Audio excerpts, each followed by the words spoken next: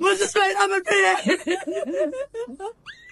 ضربني وخد فلوسي. اتمنى ان الفيديو ده يوصل لاسماعيل الليثي ولمراته ولكل الناس، لانه فيديو مهم جدا، فيا ريت تشاركوا الفيديو على اوسع نطاق. مرات اسماعيل الليثي مطرب المهرجانات المعروف طلع تقول ان هو ضربها وانه سرق فلوسها. ناس كتير بتقول ده مشهد تمثيلي منها وفيك بس عشان الترند، لكن بعيدا عن مسألة التصديق او التكذيب. ليه مشاكلنا الشخصية بنشاركها في السوشيال؟ ليه يحصل بيني وبين مراتي مشكلة فامسك الكاميرا واشاركها مع ملايين الناس؟ ده غير انه مفيش منه اي فايدة ولا اي حل بيعمق المشكلة وبيأزمها. ربنا قال وان خفتم شقاق بينهما فابعثوا حكما من اهله وحكما من اهلها ان يريد اصلاحا يوفق الله بينهم. مفيش مجال لمجالسة الاهل والاقارب، محاكم موجودة والقانون موجود، الطلاق والخلع متوفرين. اللي حصل في الفيديو ده ظاهرة عامة كتير من الناس بتعملها. على فكرة ممكن جدا بكرة يتصالحوا ويبقى زي الفل، لكن الفيديو هيفضل موجود ومستمر. ولادهم لما يكبروا هيشوفوا ابوهم وامهم، انا اسف في الكلمة اللي هقولها، بيشرشحوا لبعض. غير اننا بنخوف الاجيال اللي طالعة من فكرة الجواز، يكرهوا الحلال ويتوجهوا الحرام وننشر الفاحشة في المجتمع. اتمنى الفيديو بتاعي ده يوصل لاسماعيل الليثي ولمراته ولكل المشاهير اللي بيعملوا النوع ده من الفيديوهات. ربنا يجعله في ميزان حسناتنا جميعا، اللهم امين.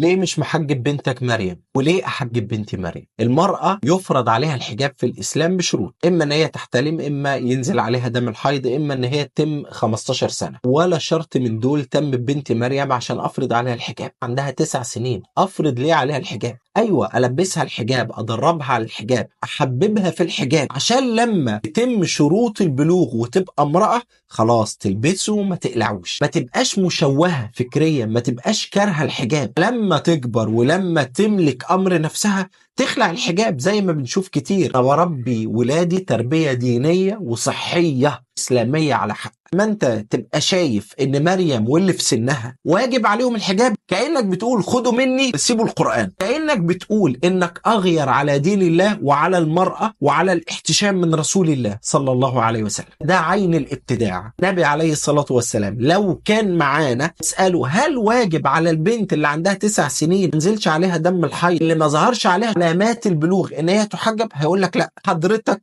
بتقول لا تحجب، انك تعرف اكتر من رسول الله. اسمه تنطع، ده اسمه تشدد. بنت مريم بحببها في الحجاب، بتلبس الحجاب وقت طويل جدا، وقت كبير جدا من حياتها. ان شاء الله هتكون ادين البنات على الاطلاق، ومن اقرب البنات على الاطلاق، ومن اكتر النساء تمسكا بالحجاب وبالحشمة وبالاحتشام. لكن دلوقتي هو مش فرض عليها. سيبوني اربي ولادي تربية صحية. مع السلامة.